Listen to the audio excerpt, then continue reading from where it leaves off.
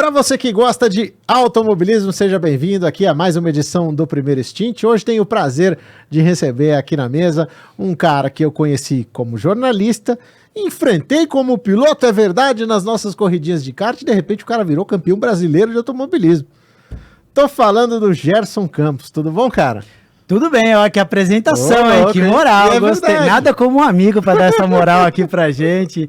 Tudo bem, cara? Muito obrigado pelo convite, é sempre muito legal, acompanho a tua carreira há tantos anos aí, de perto, torcendo muito feliz por tudo que você tem feito e tá aqui pra gente bater um papo legal, contar esses caminhos que a vida tomou desde os nossos kartzinhos lá dando porrada na Grande Aviana até essa jornada maluca aí no automobilismo. Que legal, cara. Meu, antes de mais nada, então, assim, como é que você se viu piloto? Porque eu me lembro, sempre te vi na pista, com testes de carros, com todo tipo de, até de duas rodas também, que era um segmento que você atua muito, ou pelo menos atuava. E quando é que a coisa do automobilismo de fato entrou na tua vida? Cara, assim, pilotos todos nós somos, né? Desde que a gente uns mais frustrados que os outros. Exatamente, mas voltando lá para minha época de infância, né? Eu sempre conto essa história. Em 1993 eu comprei uma revista Grid e tava lá o pé da capa, né? Aquelas matérias assim, como se tornar um piloto de kart, guia completo. Eu falei, é agora. É agora, cena na McLaren, aquela época e tal. Eu falei, vamos ver. Cara, e assim, os valores eram, obviamente, exorbitantes pra minha família, né? Era em dólar ainda o kart naquela época e tal. E eu lembro de pegar o telefone e ligar nas lojas de kart no Interlagos. Eu lembro até hoje, o tronco do telefone era 5666, que era de Interlagos e tal. E a gente, cara, como todo jornalista, a gente era bem comunicativo desde moleque, você também, né? Então era meio desenrolado e tal. E aí eu logo descobri que aquele era um negócio que eu falei, cara, isso aí não vai dar agora, vamos ver mais pra frente. E aí, na época dos kart indoor, né, quando surgiram no Brasil, em 96, eu comecei a andar, e aí, cara, picou aquele bichinho assim, tipo, nossa, isso aqui realmente é maravilhoso, é isso que eu quero fazer, isso que eu gosto, mas sempre sabendo das dificuldades financeiras, né, tudo que implica tentar uma carreira, o sonho da Fórmula 1, aquela história. E comecei como uma brincadeira. Um amigo meu tinha um kart 2 tempos. E aí eu fui em Itu, lá no kartódromo de Itu, Esqui em Cariol. E aí a segunda picada é quando eu dei uma voltinha no kart 2 tempos dele, o Parilão Evolution. Nossa, aí o negócio até me arrepia. Aí eu enchi o saco da minha mãe e do meu pai. Vamos comprar um kart, vamos. E aí juntamos ali, compramos um kart. E naquela época era muito brincadeira, né? Em 97 até 99, dos meus 13 aos 16, 17 anos. Umas corridinhas amadoras e tal, mas aí eu fiz uma, digamos assim, uma escola, né, guardei um know-how de pilotagem que ficou guardado comigo, né, durante muito tempo, fui fazer faculdade, fui estudar, fui cuidar da minha vida, comecei a trabalhar no setor automotivo com revistas de automóvel, né, esse é a minha escola, escrever sobre carros, sempre foi o que eu fiz. E aí começou, encurtando um pouco a história, 2014 começou o Acelerados, e aí eu corria de moto por hobby, né?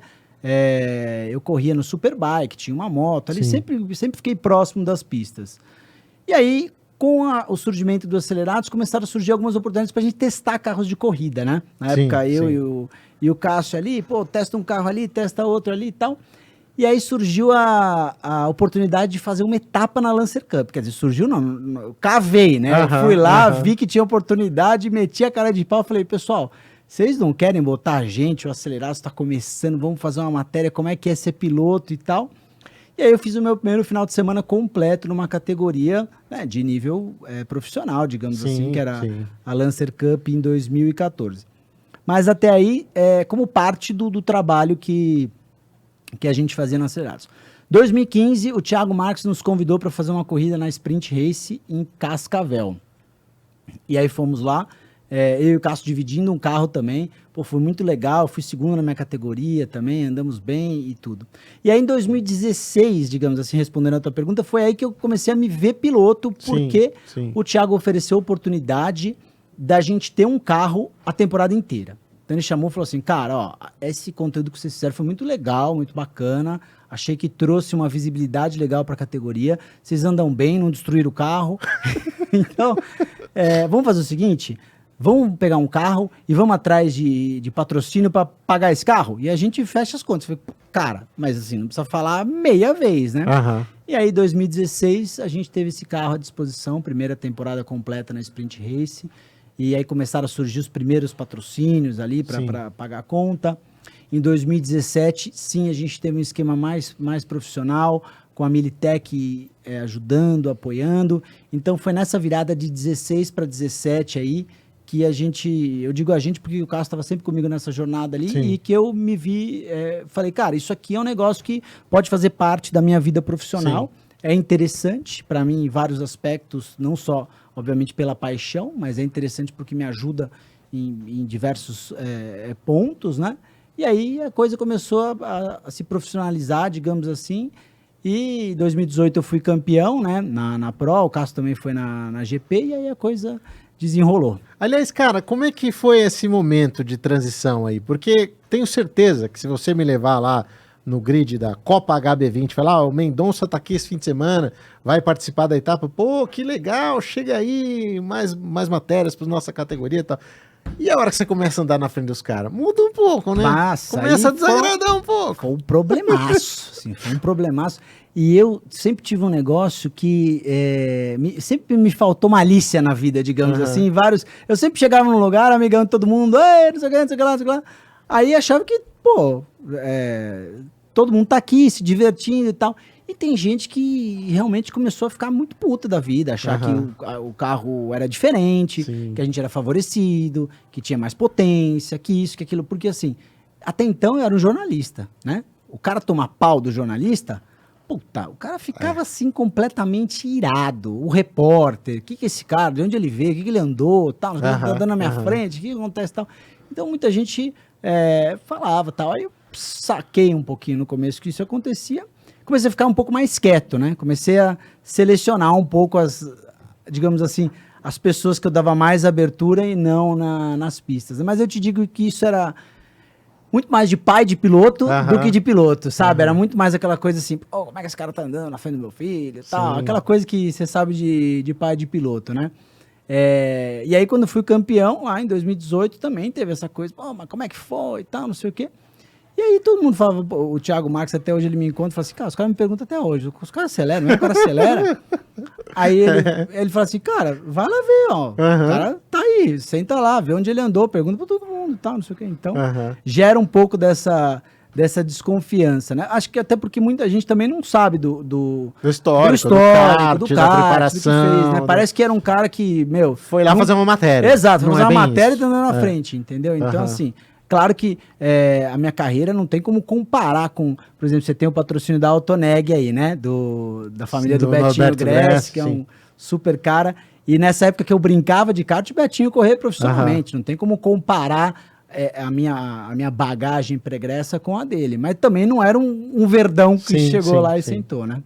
Sim, muito legal ouvir isso. Tinha certeza que você tinha passado por isso também, porque a gente sabe como é que é esse meio e definitivamente ninguém gosta de andar atrás de ninguém. Cara, bom, já entendemos um pouquinho aí da sua chegada ao automobilismo. Agora eu quero te perguntar de acelerados e dessa mudança na tua vida. Eu me lembro que o primeiro vídeo do Gerson Campos que me divertiu demais foi pré-acelerados. Acho que se a gente comparar com o Porta dos Fundos, seria a sua fase Anões em Chamas, que era o vídeo do Camaro. Do Camaro. Do cara que vendeu o apartamento para morar no Camaro. Não, teve dois. O do Camaro era o vendedor de laranja que comprou o Camaro. E teve o outro do Audi R8, que o cara foi vendendo tudo para manter o R8. Né? Teve esses dois aí.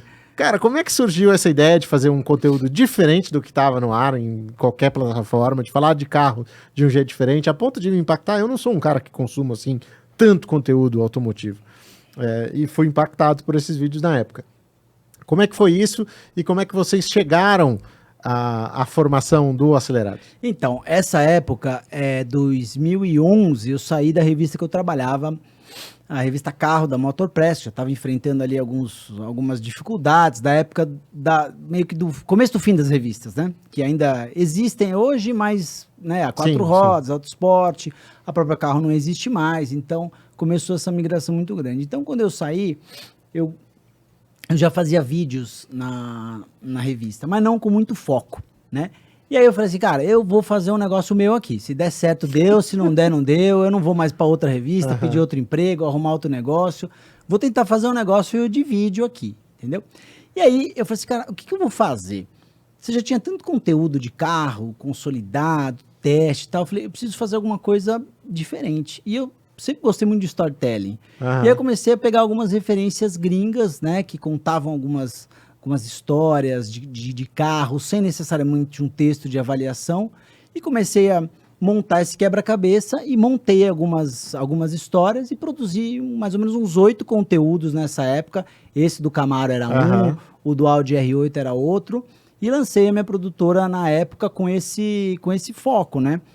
E aí, a produtora acabou depois indo por um caminho mais de produção institucional, porque isso foi uma vitrine. Sim. Mas realmente o que pagava as contas era fazer um vídeo para uma montadora, um vídeo para para o banco, né? Acabava nesse esquema. E nunca foi muito o que eu quis, né? Eu sempre queria produzir conteúdo. E nesse contexto surgiu a oportunidade do Acelerados em janeiro de 2014, né? Porque a NWB é o grupo grupo investidor que criou o Desimpedidos e tinha um projeto de criar outras verticais de vários temas, e automobilismo era um deles, né? E o Rubinho estava envolvido no projeto, e esse projeto chegou no Cássio de uma forma, se não me engano, na Red Bull, e o Cássio se interessou em fazer, e ele sabia que eu fazia esse conteúdo, a gente já se conhecia do meio, dava as porradas lá nas corridinhas de kart, que o Cássio era folgado pra caramba, batia em todo mundo, você sabe. E aí ele falou, cara, tem esse negócio aqui, o que você acha? Eu falei, não, vamos conversar. Aí a gente foi lá, como todo projeto, né? Era um projetaço. Projetaço no seguinte sentido: um monte de ideias e nenhuma caneta na mesa, preenchendo nenhum cheque e nada. Eu falei, cara, isso aqui tem um potencial, mas eu vejo muita gente, muitas ideias e pouca organização então tá bom, segunda-feira vamos começar por onde? Que câmera vamos pegar? Vamos ligar para quem? Vamos para a pista? Qual é o carro? Tal, não sei o quê. E aí a gente fez esse brainstorm e desenhou o que seria o Acelerados, né? Ele começava muito mais com conteúdo de automobilismo, né? Um conteúdo de acompanhar o Rubens com os filhos nas corridas e tal. E o que eu falei, olha, o automobilismo é muito legal, é minha paixão, mas o que vai pagar as contas aqui é o automóvel, né? É a indústria automotiva, são as montadoras, de alguma forma. Talvez a gente precise falar um pouco mais de carro, além de automobilismo. A gente precisa ser reconhecido como um canal um conteúdo que avalia carros de forma diferente, mas também com automobilismo. E aí começou Acelerados. Cara, 2014. E assim, todo canal tem um vídeo que você olha e fala, caramba, agora virou. Existiu isso com vocês? Teve algum vídeo ou algum conteúdo que vocês produziram que chamou a atenção, assim, que vocês falaram, agora vai? Cara, teve alguns momentos, né? Por exemplo, a primeira reunião que o Rubens foi, pô, agora o cara existe, tá aqui na mesa, tá conversando. Tirou 1 hora do tempo dele pra vir aqui. Tá conversando e, enfim, eu conheci ele, né, como jornalista ali, como você também nesse relacionamento, mas aí a hora que sentou na mesa pra falar, eu falei, pô, esse aqui é um marco, beleza. O segundo foi o dia que a gente conseguiu fechar a pista, fechar o Velocitar, com a ajuda da Mitsubishi também, que nos apoiou na época. O pessoal da Jaguar cedeu carros, o pessoal da Audi, pelo meu conhecimento, por me conhecer do mercado automotivo, por acreditar no projeto, que era algo que não existia ainda, né? Então, peraí, você vai ceder um carro pro cara testar na pista, não é muito assim. Aí, esse dia a gente foi pra pista e gravou uma série de conteúdos. Falei, pô, então aqui já estamos numa fase 2 do negócio. Mas eu diria que o vídeo que fez, na minha cabeça, o Acelerados existir enquanto identidade foi o vídeo do Gol GTI, Cadete GSI e Escort XR3. Ali, para mim, a gente conseguiu desenhar editorialmente o que eu gostaria de fazer. E, surpreendentemente, quando eu falei de fazer esse vídeo, carro velho, vamos fazer que a gente vai ver o que vai acontecer. E ele bombou. Eu lembro que foi o primeiro vídeo que deu 100 mil views. Em meados de 2015, e cara, 100 mil views, hoje, digamos assim, todo mundo dá. Mas 100 mil views naquela época era uma puta visualização, uma baita visualização, né? E esse vídeo, então, foi um turning point que eu falei assim, agora a gente não tá só testando um carro sozinho, agora a gente criou personagens, a gente criou um personagem que eu digo das pessoas conhecerem. Sim. Quem gosta, eu gosto mais do Volkswagen, o outro gosta mais do Chevrolet, o outro gosta mais da Ford, um teve uma família que teve esse tipo de carro, sabe? Criou um pouco de identidade em quem são as pessoas, né? Porque até então, os conteúdos automotivos que eu via, se você tirasse o Thiago, colocasse o Gerson, tirasse o Gerson, colocasse o Paulo, o Pedro, o João, não dava nada. Era tipo, a pessoa que estava apresentando ali não fazia muita relevância. E o que a gente buscava era a identidade de quem fazia. Então, assim, pô, é legal porque esse conteúdo está sendo feito e falado por esses caras que entendem o que estão falando e gostam disso e passam isso com paixão. Então, esse foi o primeiro vídeo que eu acho que tracionou e eu vi o negócio desenhado ali acontecendo. Você sabe que, globalmente, que também teve muita importância, claro que não é isso, não é comercialmente, não é de consolidação de marca nem nada, mas aquele do Rubens de carona com o Dudu. Ah, esse foi fantástico. No carro de volta rápida, que o Rubinho chora, aquilo viralizou no mundo, né, cara? Foi pra BBC, né? Pra BBC. E essa diária então, assim, não tava, acho que teve 3 diárias até hoje que eu não fui na gravação. Você não foi? Essa eu não sei, acho que eu tava de férias viajando e eu não fui. E aí depois quando me contaram, eu falei, cara, que negócio fantástico, né? Esse vídeo com certeza foi um que ele transcendeu, o famoso furar a bolha, né? Porque é a história de um pai com... Puta, agora que eu sou pai também, né? Na época eu não era, arrepia muito. Então esse daí furou a bolha e realmente transcendeu e fez mais pessoas conhecerem o Acelerados. Cara, e como é que é trabalhar com o Rubinho, assim? Porque, claro que todo mundo conhece o ídolo, todo mundo conhece o cara, gente boa ali, que brinca pra caramba, que faz piada e tal. Mas como é que é o trato, o dia a dia? Diário que caiu, sonora, coisa que deu errado, o áudio que falhou. Como é que é ter esse cara do teu lado? Isso é mais tranquilo. Isso é mais tranquilo. No dia a dia, na gravação, ele é um cara que não tem água Perrier, não tem toalhas brancas, não tem nada. Tá lá. Que legal. A mesma coisa que a gente tem, ele tem, não tem nada disso. A questão mais difícil é a agenda, né? Ele é um cara que faz tudo ainda hoje, né? Um cara que corre, é um cara que é embaixador de marca, que tem 2 filhos correndo, tem a vida pessoal dele. Então, essa é uma dificuldade de casar as datas que a gente tem ele para pista, né? Então, essa acaba sendo o nosso maior debate no dia a dia. Então, uma vez fechado isso, é muito tranquilo. Ele, como todo piloto de alto nível, é um cara muito objetivo, muito. Sim. Isso é uma coisa que eu aprendi na minha carreira, assim, com ele, do tipo, não chegar aqui e falar, Thiago, cara, assim, eu acho que a mesa do podcast, assim, ela tem uma organização em termos de água e tal. Ele chega e fala assim, Thiago, a mesa do podcast tem que ter essa água aqui, essa aqui e esse boné tá aqui. Senão não funciona, tá? Sabe? Sim, ele é um cara muito direto ao ponto. Que é bom. É excelente, porque aí você imagina que o cara que trabalhou na Fórmula 1 não dava para chegar lá na sala de reunião com o Ross Brown e ficar, veja bem o que eu acho, mas talvez, quem sabe. Então, esse negócio me agregou muito pessoal e profissionalmente. Tipo, cara, essa objetividade é muito boa para todos os envolvidos, né? Sim. E fora a questão técnica também, né? De proximidade de um piloto de alto nível, né? Que eu falei dessa minha vivência aí no automobilismo, quando era molecão e tal, toda essa minha carreira, testando carros e tal. Mas o salto de aprendizado, de entendimento, de tudo, desde que eu comecei a conviver com ele, é fantástico, assim, né? E as pessoas perguntam, mas ele te ensina, ele te dá aula de pilotar e tal. Eu acho que não, ele não senta comigo do lado e fala assim, essa curva se ataca aqui, o apex, mas ele não precisa falar. Eu observo tudo o que está acontecendo, tudo que ele fala, tudo que ele reage, como ele lida com as situações, como ele fala dos carros e tal. E isso é um aprendizado que nem quando você é criança e vê, né, os teus pais dirigindo ali, mexendo no câmbio e tal, e você vai aprendendo. Então, isso é fantástico, assim, a bagagem, o conhecimento, o nível técnico, a paixão e o apego ainda nessa época da vida dele é um negócio impressionante. Sim, um cara de mais de 50 anos, tá na Stock Car, tá brigando por título, campeão da temporada 2022, brigou por título agora em 2023 também. e é um eterno apaixonado. Você vê ele entrando numa pista para Fórmula 1, parece que é a primeira vez em que ele visita um grande prêmio. É maravilhoso ver isso. É um negócio fantástico. Agora, pessoalmente, como é que foi esse momento de transição entre ser uma pessoa relevante para um segmento, que era o automotivo, em que você atuou durante muitos anos, para passar a impactar a vida das pessoas? Vou contar uma passagem rápida, que deve ter acontecido com você algumas vezes, mas, por exemplo, eu trabalhava na época na assessoria de imprensa da Red Bull, fomos a Natal para um evento com o Acelerados de convidado, e era o Cássio quem estava fazendo as reportagens lá. E era um bug, ia guiar uns eu lembro, bug em Natal. Exatamente.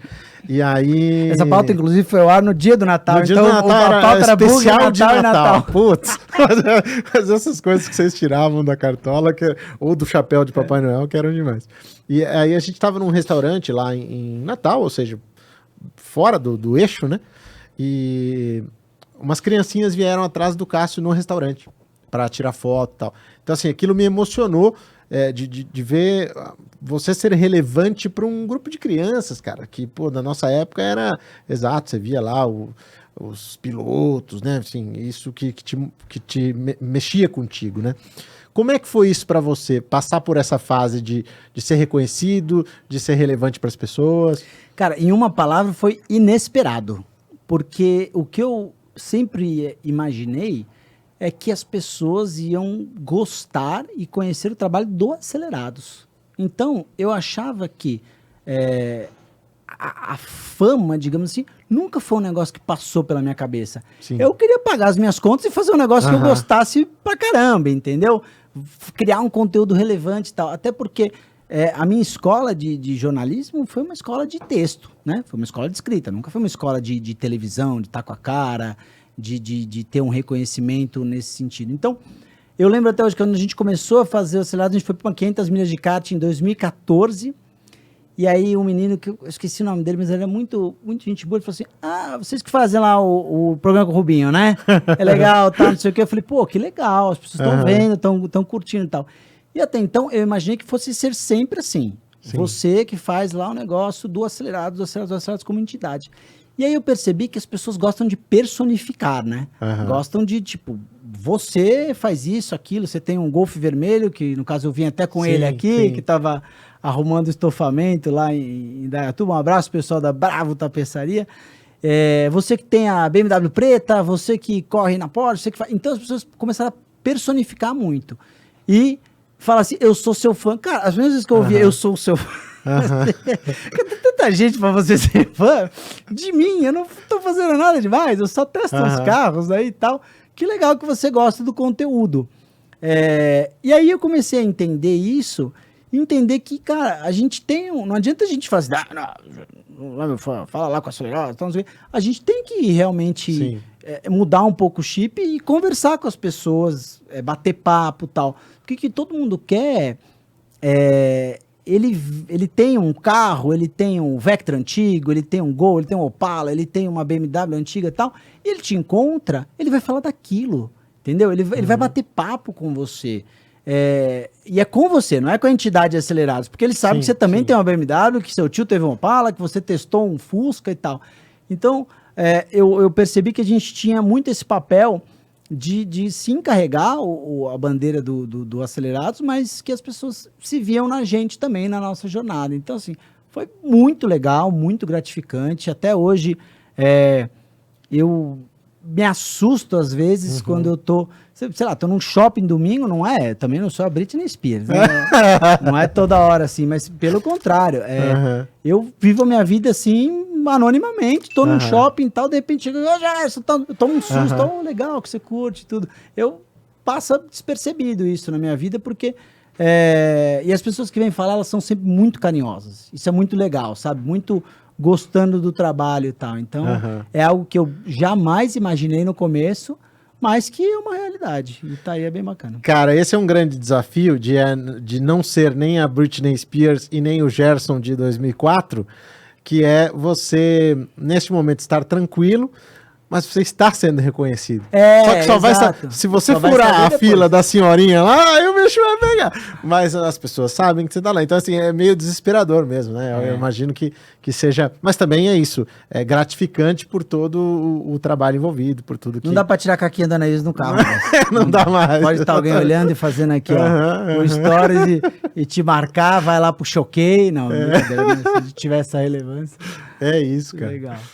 Meu, vamos falar um pouquinho aí mais de pistas, tá aí com os teus patrocínios todos, tô vendo o Porsche Cup estampado aí no teu peito, você fez a temporada do Endurance, aliás, uma passagem muito legal que foi a tua vitória. Já até arrepiei. A tua vitória em Interlagos na primeira prova da temporada de Endurance, no dia do nascimento do teu No filho, dia, né? cara, essa foi surreal. E já que você falou dos patrocinadores, quero agradecer a todos aqui, CarPro, Pioneiro, Faftec, STP, a Troféu, Autofraction, todo mundo que faz isso aqui possível. Esse é um trabalho que todo piloto faz, né, a vida inteira, que é sempre estar correndo atrás do Sim, patrocínio. sim. Então, eu tive a sorte, por conta da mídia do Acelerados, obviamente, para mim é muito mais fácil do que para outros pilotos que estão começando com a minha idade, com a minha história. Então, isso ajudou muito. Mas eu também, cara, tive a sorte de, sem brincadeira, só encontrar gente legal no meu caminho, sabe? Todo mundo que me apoiou e que me patrocinou, não foi ninguém que botou numa planilha e fez a conta para ver tal. Acreditou, achou legal a história do cara, a história da categoria e tudo. E tá comigo. A Faftec, por exemplo, tá comigo desde 2020, né? Foi um caso muito legal que em 2000, eu corri de Militec 2018, 2019. Em 2020, eu tava mais ou menos para ser Tatal e a Militec acabou saindo da Sprint Race com o carro inteiro. E aí o Thiago Marques falou, cara, estamos meio a pé. Precisamos fechar essa conta, né? Começo da pandemia, cara. Imagina ali, Sim. março de 2020, 10 dias depois estourou a pandemia. E aí o pessoal da Faftec me apoiou. Eu fiz o carro inteiro naquela época de Faftec também. E aí foi uma virada também de profissionalismo ali com a chegada deles. Um abraço pro Ricardo, para toda a turma ali. São muito legais mesmo. A Faftec é uma empresa de eletrônicos para automóveis, né? Lá de Goiânia, do lado da Sim, pista. sim. Gostam muito de automobilismo também. A Pioneiro também surgiu no final de 2022 ali, também acreditando bastante no projeto. A STP também veio, a CarPro agora acabou de entrar comigo, e a Troféu e a Autofraction são dois negócios que eu tenho uma participação também que me apoiam. Ô, Maguila. Passado o Jabá, passado o Lembra Jabá. do Maguila? Maguila, um abraço Maguila pra Ramos, pra todo mundo, pro açougueiro, não sei o que lá. Mas você sabe como a conta é cara, né? Exato, A conta é cara, opa, meu amigo. se sei. Justamente na Porsche ali a conta é cara também. Mas o produto é fantástico, né? O que a gente tem ali é uma categoria de, assim, primeiríssimo mundo. Esse ano eu decidi fazer a migração lá pro Endurance, testar uma coisa nova, algo que eu sempre queria fazer. O Denner e o Vini me receberam muito bem, toda a turma da Porsche também acreditaram no projeto junto com Acelerados, e é impressionante o nível técnico deles dentro da pista e fora da pista, né? É um negócio assim, você trabalha lá, você sabe como é que é incrível tudo isso. E aí, esse ano, calhou a primeira corrida ia ser em junho de 2023. E aí, por uma oportunidade, ela foi trazida para um mês antes, no começo de maio, né? E aí, como ela ia ser em junho, meu filho já teria nascido, meu segundo filho, o Pietro, né? Tava previsto ali para meados de 10 a 20 de maio. Aí, quando ela foi trazida para o dia 13 de maio, eu falei assim, meu Deus do céu. Só falta. Vai estar ali no meio da chegada, como é que pode? E exatamente, a corrida foi 13 de maio, num sábado. E aí, aquela empolgação toda de estrear numa categoria nova, né? Cara, que delícia, vou guiar o Porsche, fantástico, vou fazer a temporada. Só que a cabeça, né? O barrigão da Natália ali. E aí, calhou que cheguei sexta-feira em casa, a gente fez a pole da Challenge, eu e o Tomazoni, um abraço pro Toma. Cheguei em casa com aquela felicidade e tal. Lembro até hoje. Tomei o banho, saí do banho, coloquei meu pijamão e a minha mulher saiu do banho e falou baixinho assim: "Acho que a bolsa estourou." Falei, quê? Ela, a bolsa estourou. Falei, O quê? Ela falou, a bolsa estourou, com a maior calma do mundo. Aham. Aí eu falei assim, meu Deus, eu não vou correr. O primeiro Meu Deus do céu, como é que eu vou correr amanhã? Cara, aí fomos pro hospital, chegamos lá no hospital e ele nasceu 2h26 da manhã do dia 12 pro dia 13. Então já era madrugada do dia 13, né? Aí, assim, nasceu 2h26. Não é a data do Rubinho também? O Rubinho é 23 de maio. Olha, 23 de maio, exatamente, 10 dias antes. E aí, ele nasceu 13 de maio, 2h26 da manhã. A corrida era, sei lá, 2h30, 3 da tarde. E aí eu falei assim, bom, se der, deu. Se não der, paciência, né? Vou ficar aqui. Você vai pro trabalho de parto, você não sabe quantas horas vai durar o trabalho de parto. Sim. Aí nasceu 2h26, eu fazendo conta, assim, bom, 2h26 nasceu, 4h30 tá no quarto, dá uma descansada, tá não sei o quê. Resumo, chegamos no quarto 5 da manhã, eu cochilei das 7 às 7h30, pum, abri o olho, tomei um banho, não, fiquei até o máximo que eu podia ali e fui pra pista direto. Cheguei lá, não fiz o primeiro stint, fiz o segundo, fiz o segundo e o quarto stint e ganhei uma corrida, cara. Tipo, foi um negócio surreal, assim. Cheguei na pista com uma dor de cabeça, cara. Assim, minha cabeça fazia assim, ó, tom, por causa de toda a emoção, todo o cansaço físico, falta de sono, sem comer e tal. E eu falei assim, eu não sei se eu vou conseguir correr. E o Endurance, né, cara? Se é um sprint ali, meia hora de adrenalina, beleza. Assim, o Endurance, pra quem não acompanha, são 2 horas e pouco de corrida, 4 stints, né? 4 puxadas. Eu ia fazer 2, então assim, correu, entrou no carro, desceu suado, vai lá tomar uma água que daqui a pouco tem outra, não é volta pra casa, entendeu? E era uma corrida que terminava à noite ainda, a primeira. Sim. Então, eu cheguei na pista e falei assim, cara, não sei se vou conseguir correr. E tomando água, me hidratando no caminho, comendo um pouco. Aí cheguei na pista, acho que a adrenalina, sei lá, o nosso corpo faz alguma coisa, né? E aí baixei tal, e falei, não, vamos embora, vamos sentar aí no negócio, vamos correr. E aí agora que acabou a corrida, eu lembro até hoje, era o último stint, pneu gasto, à noite, assim, eu só queria que acabasse logo, porque assim, você fala assim, pô, mas você tava realizando o sonho de guiar um Porsche e tal, mas sem dormir, à noite, com o pneu gasto e liderando. Então eu queria só que acabasse logo, né? Aí acabou, voltei pra maternidade, sábado à noite, aí consegui dormir mais umas 2 horas. Mas assim, foi uma emoção fantástica. E agradeço a Natália, meu amor, por ter me apoiado em tudo isso, porque realmente é uma loucura, né? A gente gravou com o Tony Canaan também, o podcast lá no Acelerados, e ele falou que dos 4 filhos dele, ele não viu o nascimento de 2, né, cara? Que loucura, né? Isso aí a gente não imagina. A gente que é pai sabe o quanto impacta algo desse sentido, né? Sem dúvida alguma. Que legal que você teve a oportunidade. Exato. Não era uma corrida, sei lá, em Goiânia.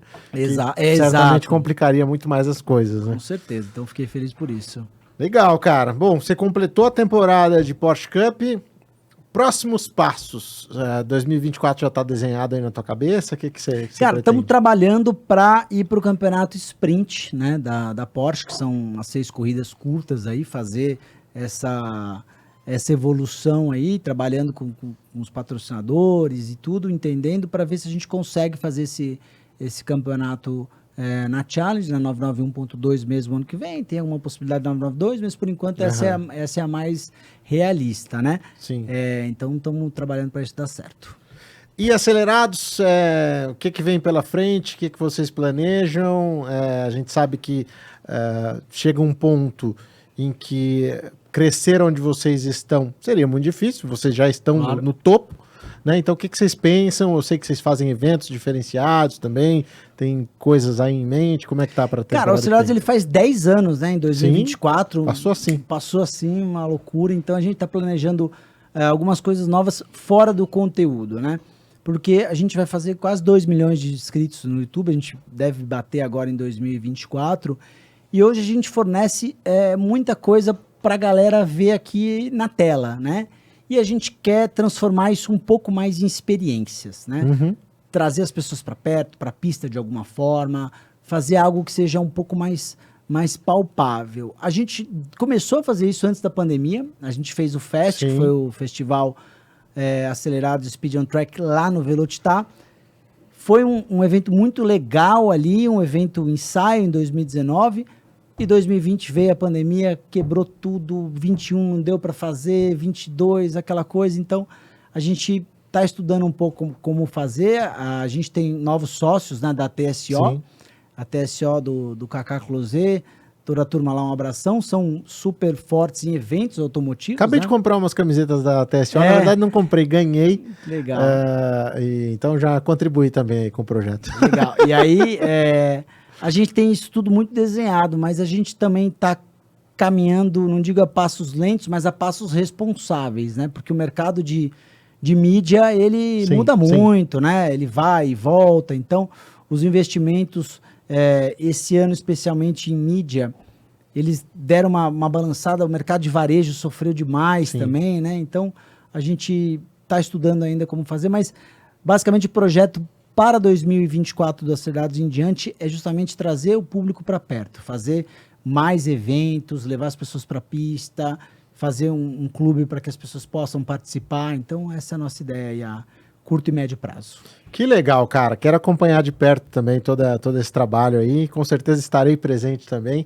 E quero te agradecer pelo tempo dedicado aqui pra gente nesse que primeiro isso. stint. Tomara que façamos muitos outros stints aí. Muito legal, Tiagão, obrigado, parabéns pelo teu trabalho que eu acompanho Valeu. há tantos anos aí. É muito bom ver quem é não só da nossa geração, mas quem faz um trabalho sério, apaixonado, gosta, tá há tanto tempo na batalha aí, teu espaço, então pode me chamar pro segundo, terceiro, quinto stint e tamo aí. E o que eu falei, vou, na medida do possível, quanto puder, te ajudar a divulgar muito mais esse conteúdo, porque eu sou um grande consumidor, né, de conteúdo. Tava aqui o Sérgio Sete Câmara, não sei se vai ao ar antes ou depois. Vai antes do seu. Vai antes do meu, então você já deve ter visto aí o Serginho, você tem toda essa entrada, esse know-how, então é muito legal, e invista nos cortes, porque a galera vamos, corta lá, ó, correu e nasceu o filho no mesmo dia, como é que foi? Isso. É que o nosso, como a gente fala demais, os cortes acabam sendo meio longos, grandes, né? Mas faz parte. Obrigado demais, valeu pessoal por acompanhar. E você tem que pedir o like, né? Você já pediu o like? Não, é agora. Agora? Ó, tô tendo coaching aqui direcionado. Se você gostou desse conteúdo, deixa o seu like. Se você gostou, compartilhe. Se você gostou também, deixa o seu comentário. Ou se não gostou, também pode deixar o comentário. Vai comentando aí, vai deixando a sua opinião e a gente vai debatendo, tá? É isso da minha parte aqui com o Gerson. Um grande abraço e até a próxima. Valeu. Tchau.